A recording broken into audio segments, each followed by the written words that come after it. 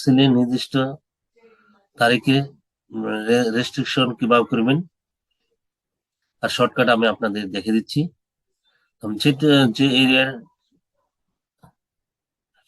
মধ্যে যে এরিয়ার মধ্যে ডেটের রেস্ট্রিকশন করবেন সেই এরিয়াকে সিলেক্ট করতে হবে। আমি এটা সিলেক্ট করলাম। তারপর কিবোর্ড থেকে অল্টা অল্টা তারপরে এ, তারপরে বি, তারপরে বি, এরকম ডায়লগ বক্স আসবে। তো আপনি এখানে এটা কি করবেন, কি ডেট করে দিবেন, তারপরে এখানে বিটুইন করে দিবেন, বিটুইন।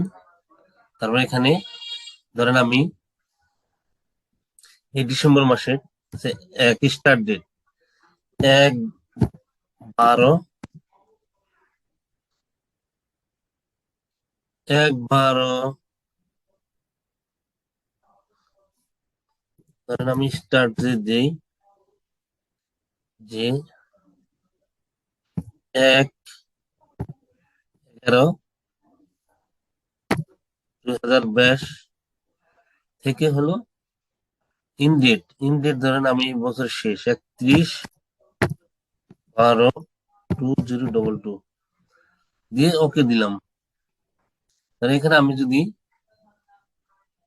যে 10/10/2022 দিই, দেখেন ডাটা ভ্যালিডেশন হচ্ছে না, এখানে রেস্ট্রিকশন চলে আসতেছে। তো এখানে আমি যদি আবার দিই যে 11/11/2022, দেখেন ডেটটা নিয়ে নিচ্ছি। Thank you.